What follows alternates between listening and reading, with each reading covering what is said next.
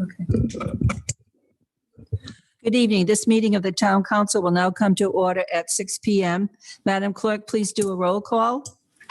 Ian Dixon, Here. Jennifer Ludwig, Here. James LeBlanc, Here. Hillary Lima, Here. Kimberly Shockley, Here. Ben Marchant, Here. Dave D'Agostino. I'm here. Thank you. Mrs. Lima, please lead us in the Pledge of Allegiance. Please stand. I pledge allegiance to the flag of the United States of America and to the republic for which it stands, one nation, under God, indivisible, with liberty and justice for all. You may be seated. Madam Clerk, did you receive any corrections for the minutes of the Town Council meetings on May 10th, 2021 and May 17th, 2021? I did, and they were all corrected. Thank you. May I have a motion to approve the amended minutes for May 10th, 2021 and May 17th, 2021? So moved. Thank you, Mrs. Lima. I second. Thank you, Mr. Shockley. Roll call vote. Madam Clerk? Ian Dixon, Yes. Jennifer Ludwig, Yes. James LeBlanc, Yes. Hillary Lima, Yes. Kimberly Shockley. Yes. 5 yeas, no nays, the motion passes. Thank you. Next item is C1, consent agenda for discussion and/or action. The first action item is on the proclamations and resolutions. There are many reasons to celebrate events and/or people in our community. The council wishes to make the Coventry community aware of Coventry members' achievements through proclamations. We will have a discussion on guidelines by which these proclamations are issued. Ms. Ludwig, our Vice President, asked for this agenda item to be brought forth. Would you like to speak on this, Ms. Ludwig? Yes, thank you. And I'm sure we'll have other council members mention the same. So we did want to start figuring out where we can bring in a few more topics on proclamation and good news into the council settings. I know there's been a couple of big wins for Coventry, not just through sports programs, but other things that have happened in town that are big deal for each of us in our own districts and for us as a town to celebrate. So I would like to see the time put in on our agendas to celebrate the people of our town. Thank you. Comments? Mrs. Lima? Thank you. I just want to echo the sentiments that Ms. Ludwig just shared. I think it's best practice to get more of the community in here. Aside from the fact that we're celebrating the good work or the good job or whatever it is, the achievements of people in town, I think we need more of that to boost morale and show that we're paying attention and we're celebrating our neighbors. But also, it's an opportunity to get more people into council chambers to see the council. And I think that interaction is important instead of us just being this kind of figurehead that people refer to just collectively. So I understand there's some concern about it, if one person wants a proclamation, everybody wants, but honestly, we should worry about that problem when it comes. If we have too many things to celebrate, that should be the least of our problems. So I don't think we should let some reasoning like that block us from doing things like this. And I don't know if part of the other discussion was resolutions. We're going to take resolutions after we take proclamations, okay? Okay, understood. Thank you. Mr. LeBlanc, comments? I would just agree with both Member Ludwig and Member Lima. No need to rehash. Mr. Shockley? No, I agree as well. I think it's always nice to have positive aspects of our town to make sure that all our residents are aware. And if a person wants to come forward or nominate a group or a person for a proclamation, I agree with Councilmember Lima that if this happens too much, then that's a problem I would love to have. Okay, thank you. I would like to suggest that if someone would like to bring forth the suggestion for a proclamation, that two council members would just notify me to put it on the agenda to ensure that we would have at least 2 votes for that particular proclamation. So I think that's a reasonable thing to do. So is there agreement for that? Does that sound okay? All right. The next thing is that we do have 5 proclamations in the queue right now, from what I understand. Mrs. Ludwig, Miss Ludwig, which ones do you have in the queue? So there's been some great news coming out of the softball scene in town. So we had Coventry High School young women who won their state championship. And there was also a local 501c3 Coventry Girls Softball who their 10U division took states as well. So I'd like to look into doing 2 proclamations in that area. Okay, Mr. LeBlanc, you have one also? I do. Keeping Kids Fishing. It's a local nonprofit. Every Sunday, there's a Coventry resident who brings fishing poles, and any kid in Coventry who wants to fish can go to Lake Tioga and fish. This resident has had multiple articles in the Kent County Times and other media platforms, and I think that we should at least have him in and say thank you. Okay, and Mrs. Lima, you had one? Yes, the high school cheerleading team was state champions this year. So we have 4 in the queue, is that correct? I believe I'm we also sorry. have the Coventry. Yes, for first I was going to mention, I believe Coventry Little League, the seniors. Oh, yes. And also we have a hammer thrower at our high school who's actually the national champion. Okay, that gives us 6 in the queue. We can do 2 each month. If the time permits, we can try to squeeze in a third one, but I don't really want to have just a meeting devoted to proclamations because the business of the town is our business. So if we can combine the 2, that sounds great to me. We'll try to get them in as soon as possible. I'll look through the August agenda and we'll try to get as many into the queue as possible. And then we'll proceed from there and get the rest in. So that would be fine. Just have 2 people contact me to ensure that we have enough support for them. The other thing is that when we did the one for the football team, it took a very, very long time because there were a number of people speaking. So we may have to limit to 1 person making a presentation or acceptance. Otherwise, we're going to have very, very long meetings. Mrs. Lima. I might recommend that we do the cheerleading and the hammer throw first, just because the kids are going back to college. I don't know if they're going to college or if they're seniors, and we just might want to be considerate there. So they have the opportunity to come to council chambers. I'm not, trying to give preferential treatment. It's just a matter of if we're doing the proclamation for a high school team in the fall, say, I don't know what the opportunity will be if they have a game or if that, I don't know, just trying to think of availability for those kids to come. Good idea. We'll start with cheerleading and the hammer throw. We'll try to make that happen.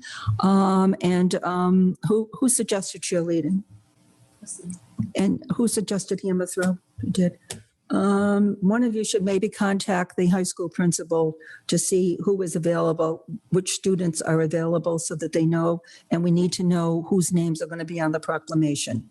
So I'll take care of it. Will you I already take got to contact her about something else. So okay, so if you take care of that, and then you can let Mrs. In know, so she prepares the proclamations for us, okay? And that way we can line it up and we'll have time for August. Does that seem acceptable? Going to work? I did want to make one other suggestion. Yes. So it would be helpful, I think, if we could make these in a more timely manner. So for course. example, we have a little bit of a backlog now because we're only having the discussion now. So I don't think we'd have a backlog if we were able to bring them in as they kind of pop up.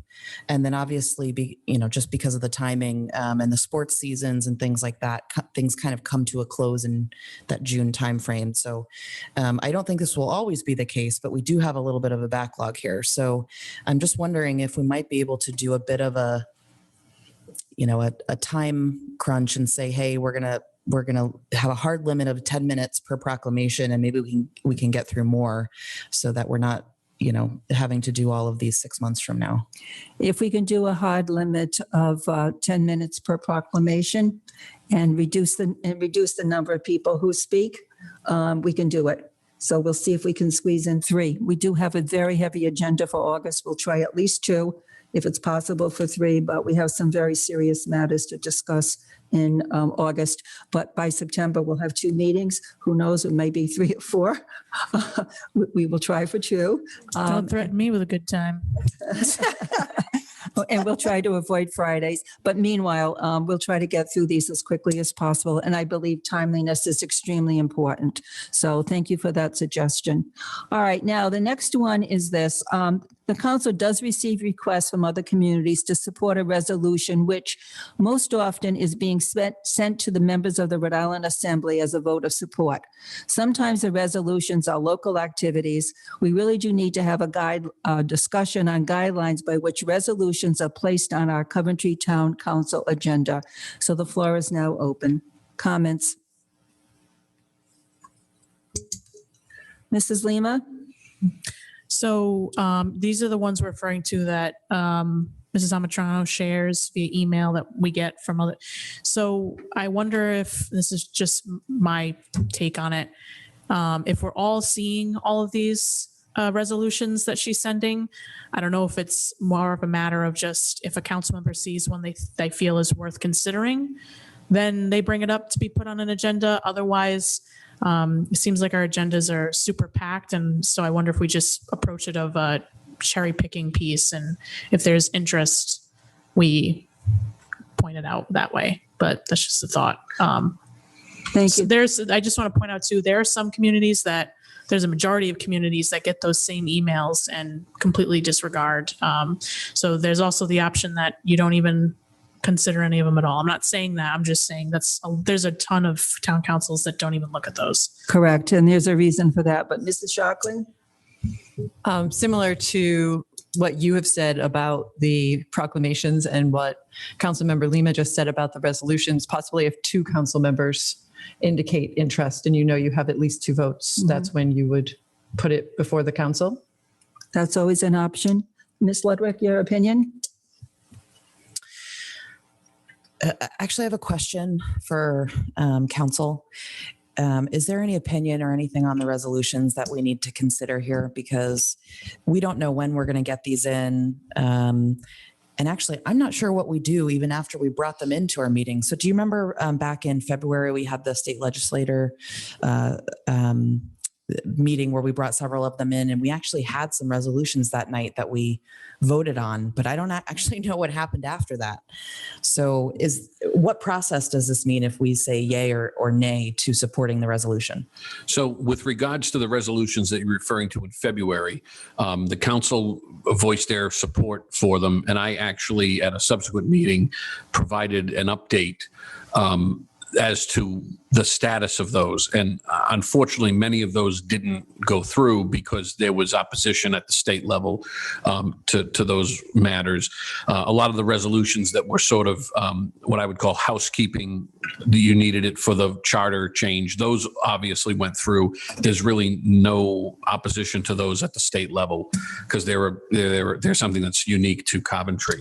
But certainly, if the council weighs in on a resolution and takes us, a resolution basically really is just a public stance on an issue or an item of interest or a piece of legislation. If you resolve to take a certain action, typically the town clerk, after you pass a resolution, will circulate that widely to all the other town clerks in the state and or to the General Assembly, depending on what the resolution is. Typically, you kind of don't know what happens to those unless the council asks for an update, and we can provide that update if there's something obviously of a statewide concern. You might find, and we all might find out in the news. I don't know if I'm answering your question correctly. Let me be more specific. So if there's a resolution from another town that they have authored and they have passed that comes to us and we just say, yes, we support this. Mm-hmm. It's not something that we've done ourselves. If we say that we support something, is anything done at the clerk's office? Do we go back and tell that community, yes, we support this? So the short answer to that is if a resolution from another city or town comes before you and you indicate support for it, that should be in the form of a resolution from the Coventry Council. And then that would, you have that form signed, and it could be a brief form. I mean, the resolution form could be, we resolve to support the North Kingstown resolution X, Y, and Z, or something to that effect. What happens is that gets signed, the town clerk will circulate that back. And I think it's really just a sort of an administrative thing, asking for a follow-up from the town clerk, because that's who typically circulates those resolutions back. Okay. And then the second part is, are we able to pick and choose, like Ms. Lima was suggesting, on which ones come in? Yes. Yeah. You're the council. You decide what comes before you, what you feel like acting on.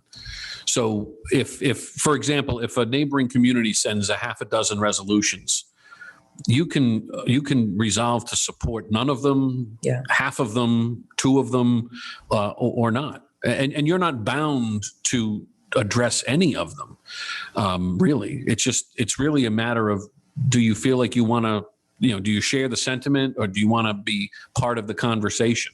Especially if it's a statewide concern, like legislation that impacts many communities, you may want to say how you feel as as the state's largest town. So, and I don't think engaging in support or rejection of resolutions is a wasted effort, because Coventry is the largest, municipality land-wise and area-wise. And I think other cities and towns might like to see where the council or the community stands on certain issues.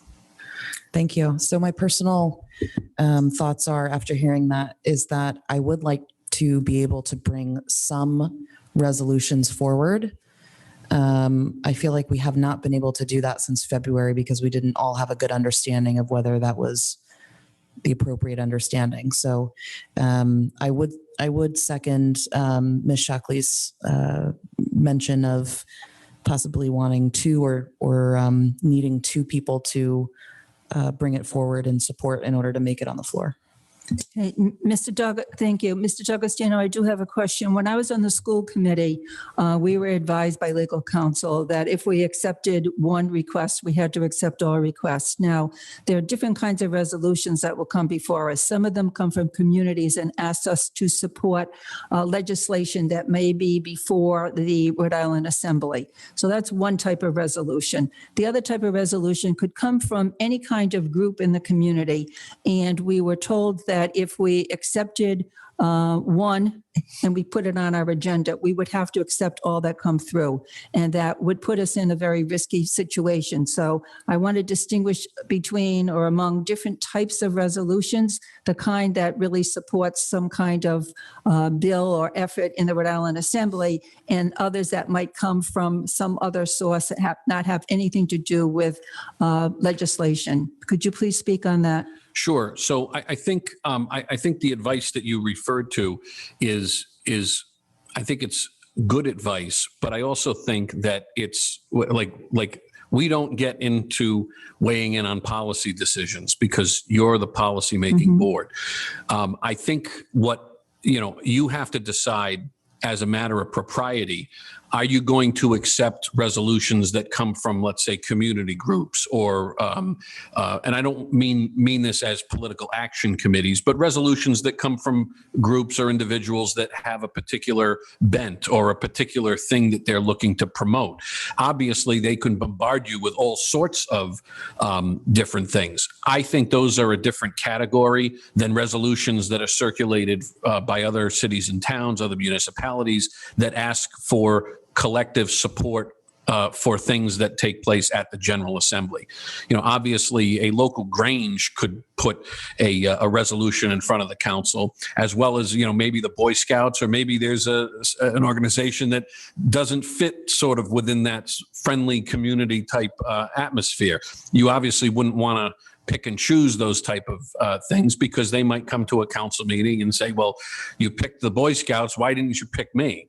I think that's really, but the legal answer to you is it's really up to you as a policymaking board and the council. You get to decide what you resolve to weigh in on, either for or against.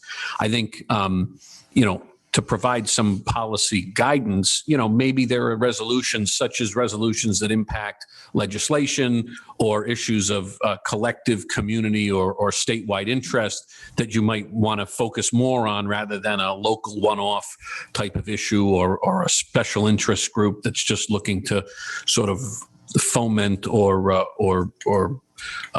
drive a discussion.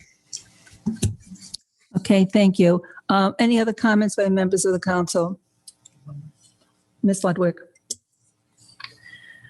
So while picking and choosing, might not be the best way to do things, that's our choice. So I think going forward, what I'd like to do is consider each opportunity as it comes and have the opportunity to bring it into the council. And if we follow our, looking for someone, sending it into you and, if there's a second person that's interested, I think it should come to the floor here. Thank you. My opinion is that if two people want to submit an item, that's fine. But if it does not have to do with a piece of legislation, proposed piece of legislation or something that's already in, I would like to have a filter and send that proclamation to legal counsel for an opinion. I think that's fine, but I do want to point out that we had Old People's Day in May. And Don't say Old People's Day. what was it? What was it then? I'm sorry. That's what they call it in Japan. Senior Day. I'm sorry. They call it Old People's Day in Japanese.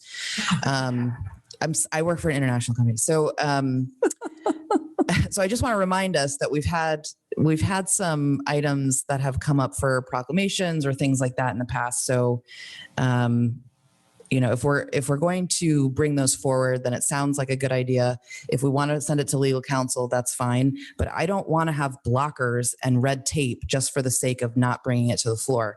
If I bring something here and 4 of you fundamentally disagree with it, or I should say 3, because we're trying to have 2 people here, and 3 of you fundamentally disagree with it, you can vote nay on it, or you can verbally say, I don't agree with what Ms. Ludwig has put forward. But I don't want citizens to feel like, oh, if I bring something to Jen, she's going to say no, because that is absolutely not how I want to interact with our citizens. I want them to bring things forward.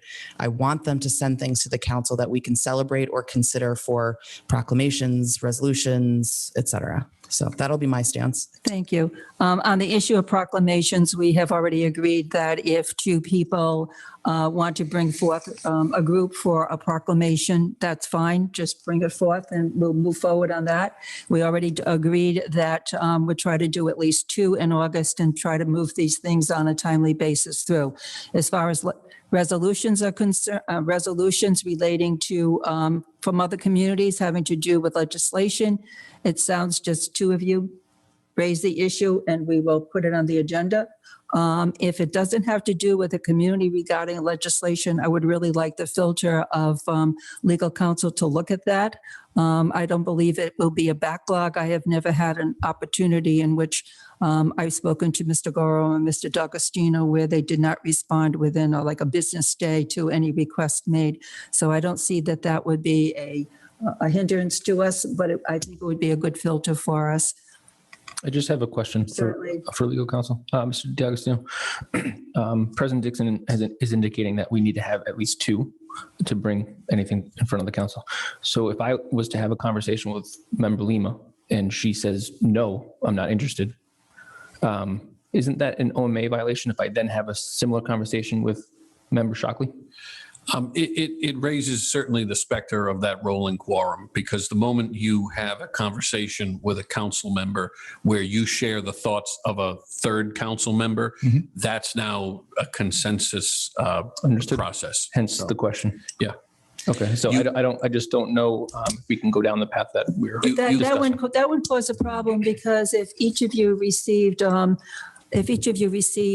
proclamation, each of you can make a decision independently. You don't have to talk to each other. There's not always the guarantee, though, that I might have seen that email with the resolutions this time, but I probably would support it if I knew it was going to come up. I don't know. There's a lot of nuance there that I can agree with. So I don't know if, and I don't know if this violates OMA if, you know, President Dixon said, I've received interest in X resolution. And then I don't know if there's the ability to solicit from there, if that's still too touchy, but. The president can communicate outward to the council members. The town manager can communicate back and forth with council members. I'm not trying to add to the town manager's workload, but what happens is that the moment there is 3 or more counselors that are sharing their opinions or their opinions along with the opinion of another counselor, that raises the specter of a roving quorum and should be, avoided. Okay, any other discussion? So the only thing I guess I would suggest is if that does occur, where a member does want to bring something to council, reaches out to another member and they say no, perhaps a discussion with the town manager occurs, and then the town manager can ask the other members if they're interested. I just Absolutely. think that would be my suggestion. Thank you very much. Are we all set? Yeah, I don't Okay. think we have to be as specific as Councilmember LeBlanc just was. I may not necessarily go to one of my other council members. I might just reach directly out to you. Certainly. That's fine. Okay, we got resolution on the resolutions and proclamations. Yes. Okay, ready to move on. Thank you very much. Okay, the next item is the awarding.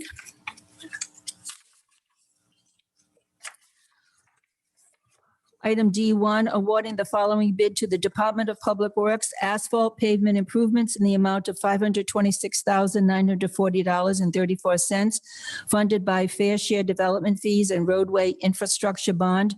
Mr. McGee, welcome. Thank you very much. Welcome again. Thank you. There was some question by Councilman LeBlanc about the decision process on choosing the roads to be done. And I just wanted to extend, this is the 2020 worksheet that we had developed, and then COVID hit, so everything got, Thank you.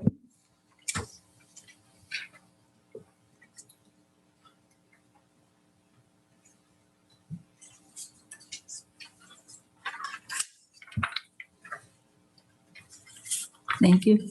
I think I have 2 here. Thank you.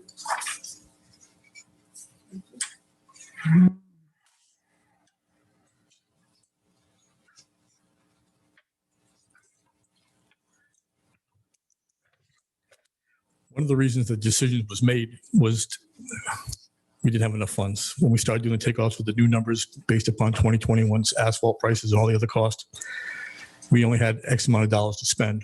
And looking at all of this far exceeded the $569,000 that we had in different funds to do this. And the decision was made that we use what they call a PMI, a pavement management index, and it's been done internally for 5-6 years that I've been involved doing this. And we go out to individual roads and rate the roads. Waterman Hill and Hall Road were rated a 4 back in 2019, 2020, and it's just deteriorated now to functionally deficient. The roads that we've chose are roads that are arterial collector roads that connect Waterman and Hall connect Route 102 with Route 14. Calvintown connects 117 Old Main Street all the way up to towards the kennels, which is how much money we had left to do with the money that we had from the Oaks Fair Share development fees. The other roads, with the exception of one, are all dead-end roads that are not arterial collector roads. So the purpose of doing this was to get the biggest bite that we could with the money that we had to get these done, so that we're not there on a weekly basis repairing the roads, getting vehicle claims for tires being blown out, or more accidents where people are trying to avoid potholes that are going out there.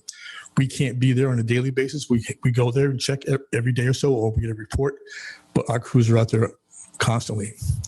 And that's the reason why we have these 3 roads with the funds that we have available suggested to be done. And I respectfully ask that we at least get these done. And I agree with Councilman LeBlanc. We should be doing more.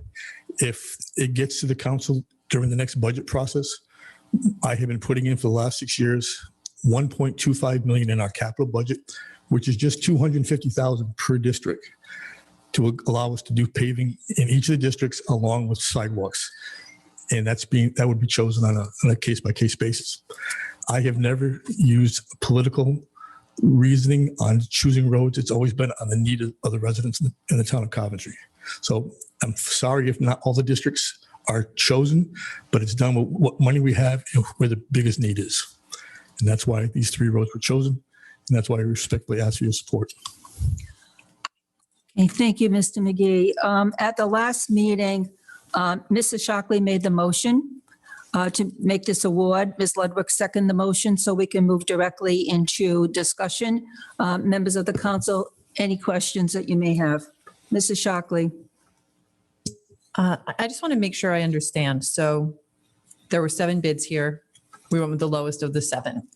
Lowest qualified, correct. Lowest qualified bid. So that's actually what I want to make clear. This is a great deal of money. And when repaving our roads and taking on such a large project, I want to make sure that the quality is there and it's going to last. More often than not, it seems Band-Aids, probably cost is a huge part of the reason, but Band-Aids get put on things instead of actually repairing them. So with this repair, is going with this bid getting us a quality product? Because all of these are qualified bidders. The bidder that we're recommending is Carty Corporation, who paves the highways. So they're well qualified and have the ability and manpower and equipment to do the job and do it correctly. And can I ask as well if we as a town have had them repair full roads for us in this way before, and have we been happy with their quality over years? Prior to my becoming Public Works Director 8 years ago, they were successful in many of the paving projects. But for some reason, over the last 7 years, they have not been the lowest qualified bid. They were somewhat higher. So we had other bidders that were doing the work. Now they decided to get more advantageous and sharpen their pencil, and they wanted to get back into Coventry, and they've shown that in the bidding process. Other questions from members of the council? Ms. Ludwig. Thank you, Director McGee. I just had a general question about the roads that make it on here. Is there some sort of rating or something that we can share more publicly for people? So I know some of the things that you mentioned are, we get calls about potholes, we get, the payments we have to make on a blown tire.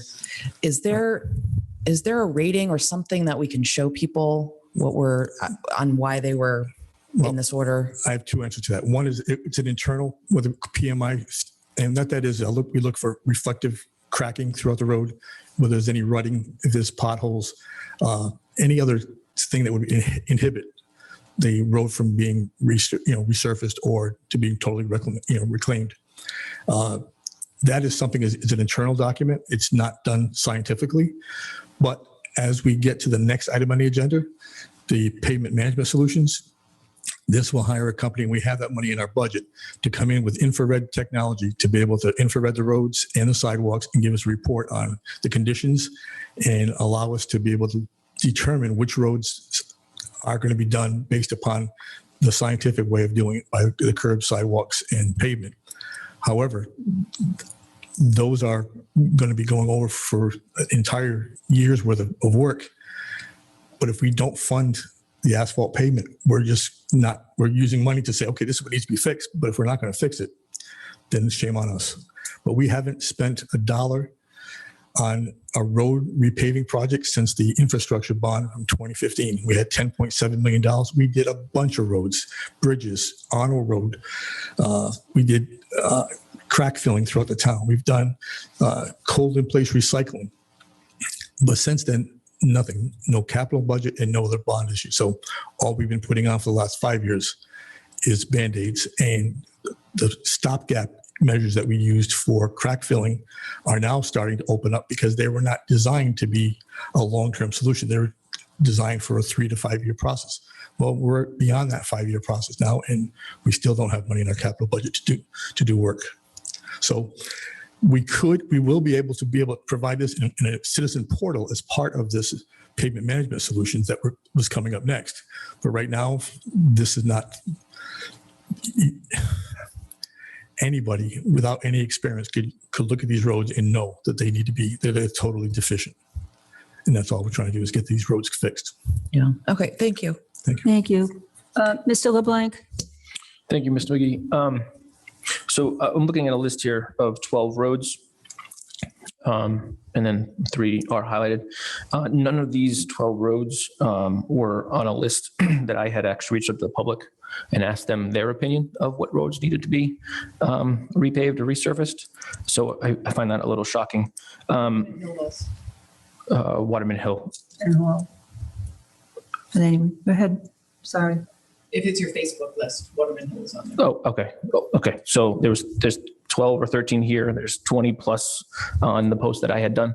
I just, the town size, the amount of roads that need to be resurfaced is plentiful.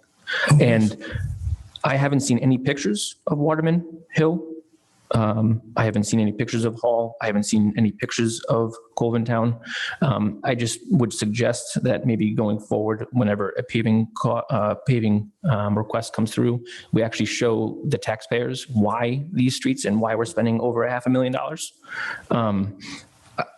I know that other towns and cities in the state of Rhode Island, they actually split, kind of what you said, they split up the paving budget by district, and then the representative actually gets to choose which streets in their district need it. Just to correct it, they put input, but that decision is made to the professionals that do this. They can make suggestions, but every resident would want their road done. Understood. And so we try to do what's best for the town and which ones are in the worst shape, whether they be structurally rutted, or if they've got crack filling, or they started to have some type of work that's deficient. That's what we're looking to repair. So yes, we want the residents' input, but the next one on the Pavement Solutions, the Citizens Portal will be part of this, and they could see the pictures and see the graphs and the infrared technology that's being used to determine that. So if we get that system that you're talking about, are you going to make that information public on the website? Yes, I will. There'll be a portal that they'll be able to go to, and that'll be open to the public. Okay. Because another question that I've been receiving is there a list? Because this is the first time I've actually seen a list of streets that need paving from the town. Yeah, this was actually in the RFP for 2020. Okay. That list was shown, but obviously no funds were available in 2020, and COVID shut everything else down. So that list was already published. We published the 3 roads in the RFP for this year because that's what we had the money for. And if you gave me $10 million again for another bond issue, we would still not have enough to do all the roads that need to be done. Many of Mr. Shockley's districts in Wood Estates got crack filling as a stopgap. Many of those need to be milled and paved, but we don't have the money for that right now. And that's one of the areas that we have a lot of input to that we need to get done, but we're not there yet. And the 2 more comments I wanted to make is you made the comment that no other streets have been repaved since 2015, but I do know that Arnold Road, Sand, and Hazard did get repaved through the sewer assessments. And I do think going forward, when we talk about getting streets repaved, we need to also look to the sewer program, which streets are going to get repaved, because this budget should be used for those streets to bring down the sewer assessments. Honor Road was not part of the sewer plan. That was part of the infrastructure bond that was done. And that money, we got money that came in from Federal Highway and RIDOT, and the town money through the bond was utilized for that. We coordinated with the sewer installation so that we did not have the asphalt number put into Honor Road. Sand Street was just those 4 houses, and that was because of a sewer extension. And Hazard? And Hazard Street was part of the sewer project. That was not part of the paving project. But my point is those streets have gotten repaved subsequent to 2015. But not by, yes, part of the sewer program, but not. Correct. Correct. Which is why my point is, I think going forward, we need to think about the sewer program and which streets are being selected, and then use this budget for that process. Thank you. Thank you. I'd just like to mention that I travel on Waterman and Hall often. And I did go out 2 days ago to go down both of those roads just to check them out again, to just, validate that this is really reasonable request. And you lose track of how many potholes have been filled on those roads. And every single pothole was filled. So thank you for taking care of those roads. One of the reasons these roads are in such bad condition is that these roads are used as a throughway for traffic from Connecticut. and it's a quick way for some truckers to avoid going through the tolls. So they come on Route 6 or Route 14, and then Route 395, then they get onto 14 or 14A, and then they use Hall and Waterman as shortcuts out to 102. So very, very heavily traveled. And I received probably, every month I receive some comment from someone about the conditions of these roads. But it's not only just the roads, it's the water management on all these roads. So, and also the through traffic that is there. This week I got comments just about water management, what we were going to do about that. So perhaps you can talk about that. And the other issue is that there has to be proper signage on these roads, because there is only one sign that says no through trucking, and that's at the corner of Hall and Route 14. There is no sign that says no through trucking on Waterman at all. And there are a few signs that say 25 mile per hour are strictly enforced. I don't even know what strictly enforced means unless we have some cameras near those signs. And if the police are just standing at that intersection or sign waiting for someone to speed through. So talk to us about how water management is going to be part of this project and how signage and the markings on the road will be part of the project. Part of the RFP was for the traffic markings to be installed along with berms to control water. Hall and Waterman are going to be a total reclamation. We're going down 18 inches to refurbish the road itself, elevate the road because we've got some low spots. We have some water areas that we're going to continue to have paved waterways to get the water off the road to those wetland areas. The signage is something we've been concerned with. We've put the no truth trucking signs on the 102 side. We can only put them up so many times and they just keep tearing them down. But they just keep what? Disappearing? Yes, tearing them down, yes. So we can put them up and we will continue to put them as part of this project, including the arrows for turns, bends, and the speed limit signs.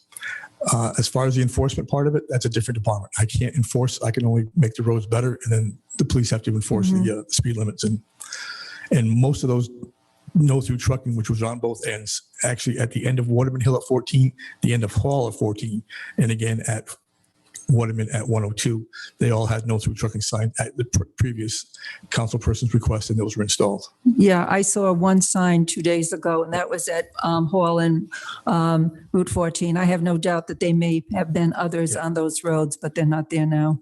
We could continue to put them up, but I'd like to have the road done so it's all part of a comprehensive package. Certainly. Thank you. Thank you. We've heard many comments. Mrs. Lima. Just really quickly. So I can certainly appreciate that you were receiving all the complaints, but I just want to encourage everybody to think, myself and Mr. LeBlanc, who are on the eastern side of town, we have almost zero reason to ever be over there. So unless we've seen pictures or if we receive more insight like this from Mr. McGee, we have no clue how bad those roads are over there. So to echo sentiments here, if we can be just shown anything like that or hear about the grading system that you have or the scale that you have moving forward, that's super helpful. Just as I'm sure if Columbia Ave in the Oak Haven plat, you guys never have a reason to go over there. You wouldn't have no clue how bad it is or why, or I'm not saying it is one of them. But just something to think about for everybody to kind of think outside the box in their own district when we have things like this. But I also wanted to echo definitely if we're doing sewer tie-ins or we're digging up for putting the lines in, we should really marry up sewer and DPW on that so we can kill two birds with one stone. And then just my last question, you mentioned, I think you said Waterman or Hall was a 4. What's that on a scale of, like 4 out of 1? 1 being no improvements needed, 5 being the worst. Okay. And So it it's a was 1 to 4 5. 2 years ago. So, and now it's deteriorated to a 5 if I was to do it again. I haven't done it this year because we're hoping to have it done professionally with a company that's going to use the imagery to determine all the roads in town. And also I might put it out to the council that we consider adding this, if it isn't already, as an item for our strategy session in November. This is one of those things that like trash, schools, those basic things that everybody is touched by with, or they consider what their tax dollars are going toward. And I think it's absolutely something that should be on our list to discuss and flesh out the future of our roads and infrastructure in that way. Thank you. Thank you. Mr. Marchand has already indicated that during our strategic planning session, the council will be asked to set priorities. We'll be talking about schools, we'll be talking about improvement of roads and many other topics such as sewers, et cetera. So that is on the list. And as far as photos are concerned, yesterday I did receive an email from a resident who was having problems with water management on his road, and he actually submitted 4 photographs. And so I did submit the email plus the full photographs to the town manager so that he would be aware of the email that I received. So residents are aware that they do need to, or it's helpful to send in some kind of photographic evidence, and they have been doing that. So that's all good. Yeah, no, I mean, I think it's like anything else. If you say, my car is in bad shape, everybody has a different opinion of what bad shape is. But Certainly. when you see it, you really, that's when everyone can kind of get on the same page. But again, not doubting anybody's expertise or professionalism here, just pointing out that I have no reason to ever be on that road. So I have no clue what it looks like. So, but just wanted to, I'll take you on a field trip. I'll be so happy to take you for a we'll ride. ride, we'll ride our bikes. We'll ride our bikes. That would be a good experience. Next. Just as well as having it be part of strategic planning when we discuss how we're going to spend COVID dollars, I think we should talk about how it could be used for infrastructure projects, because I believe when we removed the capital portion of our budget, we discussed using COVID money to take care of some of those items. So, I definitely want that to be part of the discussion. Certainly. Are we all set for a vote? One last question. Mr. LeBlanc? Regarding Colvintown Road, you had mentioned that because of some agreement, we can only select certain streets in that area. I haven't read anything, I haven't seen anything. So can you just highlight that? That was a court order from the developer. It went before Kent County courts about the fair share development fees. And they deemed that the fees had to be used in the area of the Oaks subdivision. We determined that Coventry Road was the most important road that feeds into the Oaks subdivision to be taken care of after all of the truck traffic that was tore the road apart, and it's been sufficiently damaged, and we continue to repair that, similar to Waterman and Hall, that we're there on a weekly basis. So that's the reason we have to use it there. And if we have a time frame after the last house is built, which it has been, we have 2 years to utilize that money. Otherwise, the money goes back to the developer. We forfeit that money. Okay, thank you. He keeps looking at me because I live in the Oaks. So he's like, this is your fault, Jen. No, you know what the road comment on trying to get in and out. Yeah. Okay. Are we ready for a vote? All right. First of all, Madam Clerk, on page 17, the resolution appears there and it says passed and adopted this 26th day of July. Could you please change it to the 30th? I will. Thank you so much. Madam Clerk, roll call vote, please. Jennifer Ludwig, Yes. Hillary Lima, Yes. Jamie LeBlanc, No. Ian Dixon, Yes. Kimberly Shockley. Yes. The motion passes 4 yeas, 1 nay. The motion passes. Thank you. The next item is the awarding the following bid for the Department of Public Works. Pavement Management Solutions bid awarded by the town manager to Street Scan Incorporated, 603 Salem Street, Wakefield, Massachusetts, in the amount of $94,965. The project, 94,000. I'm sorry, It's just 1,000. you just asked, you wanted more money. $96,965. We'll have to go dig ditches to raise the money. Okay, the project is funded through the Department of Public Works operating budget. Mr. McGee, would you please speak on this? Yes. Have we already spoken about this? Is Street Scan, this company. We went out to bid. We had 5 people that bid. Street Scan had the lowest qualified bid for what we're looking at doing. They're going to come in here with a van with infrared radar to check the roads, and they're going to have a walk behind unit for the sidewalks, and they're also going to establish the curbs in town and determine what the functional use is. They'll provide a report to us telling us prioritizing what we're doing manually now. They'll be doing this by a computer model, which will be available to the residents as a resident portal. The proposal, I think, shows some of the items that were being proposed from the company. We've been trying to do this for the last 3 years, and the last administration determined that since we're not funding paving, we don't need to find out what's bad.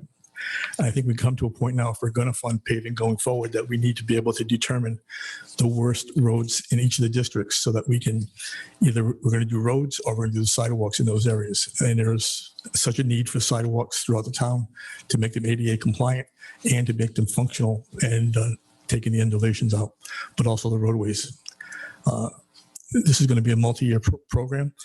We budgeted 965, and the bids came in at 965, so it's pretty darn close.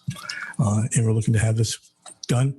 They will start this in August and have the entire survey done by the end of December, so that we will have it for the next budgeting season, so you determine whether or not we'll fund capital if it gets to the voters this time.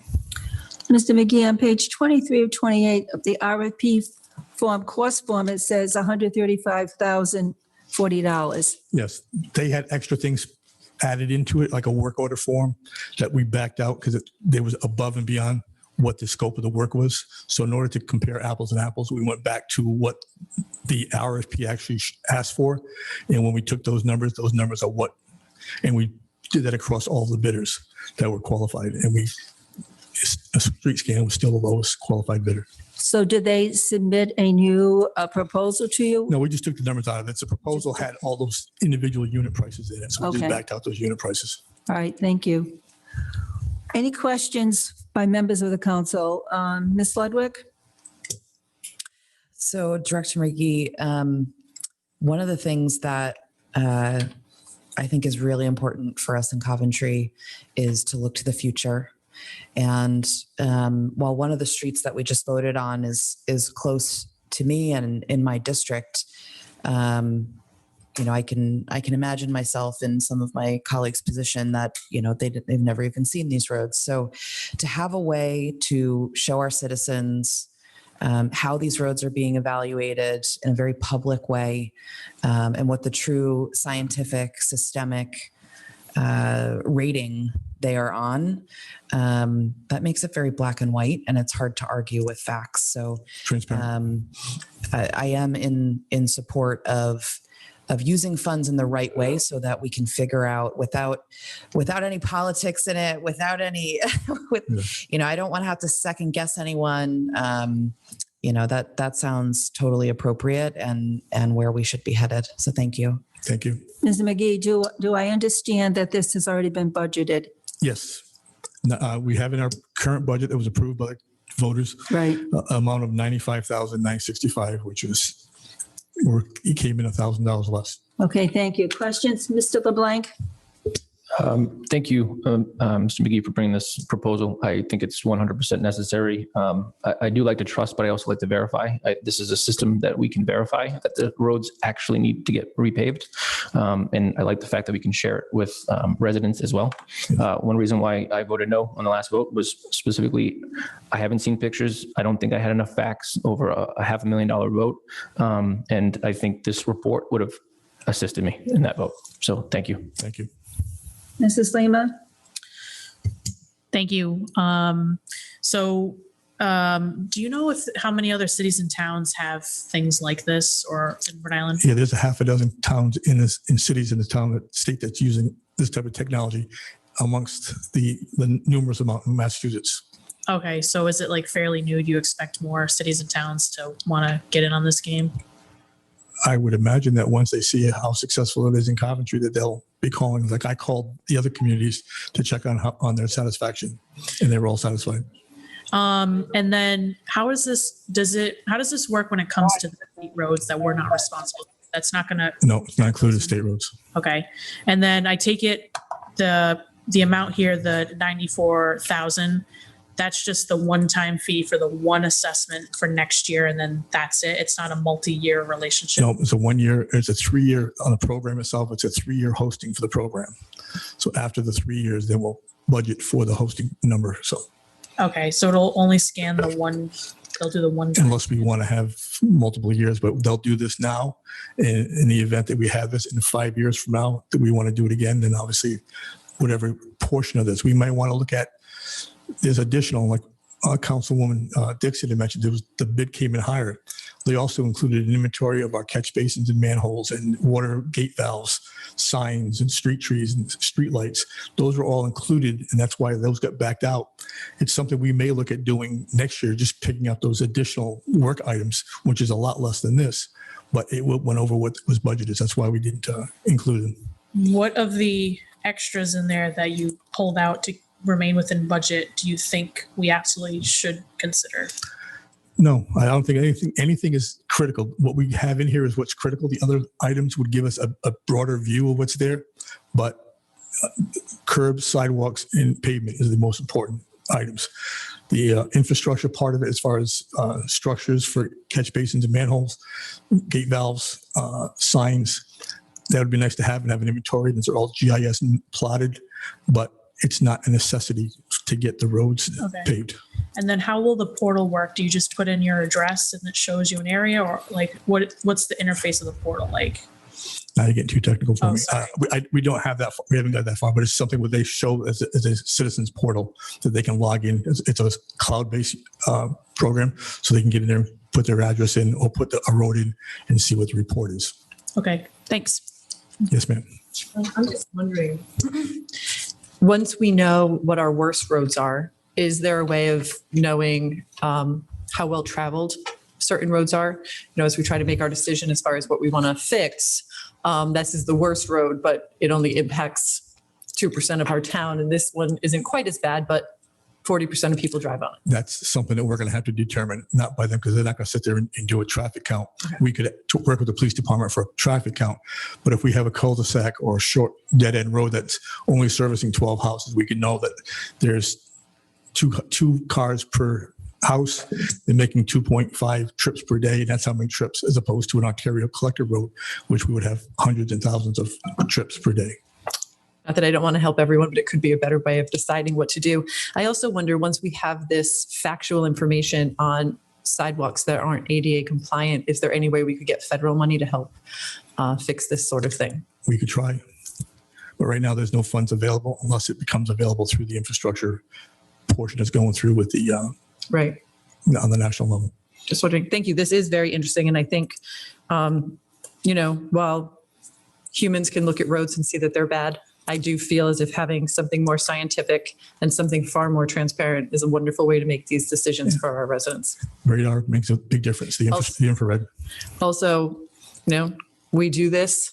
Next year, there's not enough money to fix what we want to fix. The roads will still be bad. It's still data And they'll get worse. that we can use in the future. Right. It's very important that we have this data, because so often we've asked as members of the council to make a decision, and it's difficult to do so. You saw this just this evening. Mr. LeBlanc said he may have voted for a particular awarding of a bid if he had had more information. And this is what we lack often. I was a little shocked when I saw $94,965. And I said, what was the red flag that went up that said that we needed this? But I can understand that with data comes power, with data comes better decision by the council. And I'm fully supportive of this. Thank you. Okay. May I have a motion? I'll make a motion. Thank you. May I have a second? I'll second the motion. Thank you. Madam Clerk, roll call vote? Jennifer Ludwig, Yes. Hillary Lima, Yes. Jamie LeBlanc, Yes. Ian Dixon, Yes. Kimberly Shockley. Yes. 5 yeas, no nays. The motion passes. Thank you, ladies and gentlemen. Thank you, Mr. McGee. Thank you for coming on a Friday evening. We appreciate it. Yes, thank you. And Madam Clerk, on page 20, the date has to be changed also. Okay, thank you. The next item of business, resolution on page 27, the appointment of one alternate member to the Coventry Zoning Board of Review. May I have a motion to appoint Mr. Michael New to the Coventry Zoning Board as an alternate with a term expiring May 1st, 2022? I make a motion. Thank you. May I have a second? I'll second the motion. Thank you. Any discussion? Madam Clerk, roll call, please. Roll call vote. Jennifer Ludwig, Yes. Hillary Lima, Yes. Jamie LeBlanc, Yes. Ann Dixon, Yes. Kimberly Shockley. Yes. Thank you. 5 yeas, no nays. The motion passes. Congratulations, Mr. New. Resolution, page 28, appointment of members to the Coventry Historic Preservation Commission. May I have a motion to appoint Mr. Paul St. Armand to a term expiring August 1st, 2024? I'll make the motion. Thank you, Mr. LeBlanc. Second. Thank you. Any discussion? Madam Clerk, a roll call vote, please. Jennifer Ludwig, Yes. Hillary Lima, Yes. Jamie LeBlanc, Yes. Ann Dixon, Yes. Kimberly Shockley. Yes. Thank you. 5 yeas, no nays. The motion passes. Next, may I have a motion to appoint Miss Erin Brewster to a term expiring August 1st, 2020, should be 2024. I'll make a motion. Thank you. I'll second it. Thank you. Any discussion? Madam Clerk, roll call vote. Jennifer Ludwig, Yes. Hillary Lima, Yes. Jamie LeBlanc, Yes. Ann Dixon, Yes. Kimberly Shockley. Yes. 5 yeas, no nays. The motion passes. Congratulations, Mr. Paul St. Armand and Miss Erin Brewster. Public comment. Do we have anyone who is attending? What, please? Fine. Please raise your hand if you would like to make a comment on today's meeting. We also have one attendee in person. Hello? Any comments?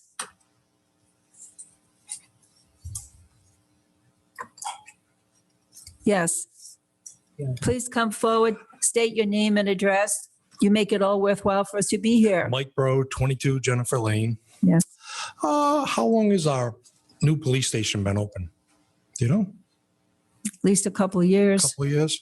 We still don't have signs for anybody to say where the police department is. Signs meaning what? That's where it is. Oh, Like if you're out of the area and you need help, yes. there's nothing. And it's in the middle of a neighborhood. We do not have uniform signage. You're correct. We could use some signage, greatly improve visibility for all our public buildings. Right. Human services, police, library, et cetera. Until you're in front of that building, there is no notification of where you are. So that Right, is because I correct. was thinking about Warwick. They have back entrances, but it says Warwick Police. Correct. That's it. Great suggestion. Thank you. Thank you. All right, since this is open public comment, no one else is on the screen for us. I'd just like to mention there is a public forum on Saturday, August 14th, about the proposed solar farm on Arnold- 7th. 7th, excuse me. Public forum on Saturday, August 7th, about the proposed solar farm on Arnold Road. The meeting begins at 10 a.m. in the town hall, and all are invited to come, hear the presentation, and make comments. Next, the next town meeting of the council is on August 23rd at the town hall at 6 p.m. And finally, there is a joint meeting, August 23rd. I'm not sure of the time, but it'll be approximately 6:30 or 7 at the town hall. It'll be a joint meeting of the town council, school committee, and the Coventry Building Committee to discuss the proposal for a school redesign project. May I have a motion to adjourn this meeting? So moved. Thank you. May I have a second? I'll second it. Thank you. Madam Clerk, roll call? Jennifer Ludwig, Yes. Hillary Lima, Yes. Jamie LeBlanc, Yes. Ann Dixon, Yes. Kimberly Shockley. Yes. Thank you. 5 yeas, no nays. The motion is adjourned. The meeting is adjourned at 7:02.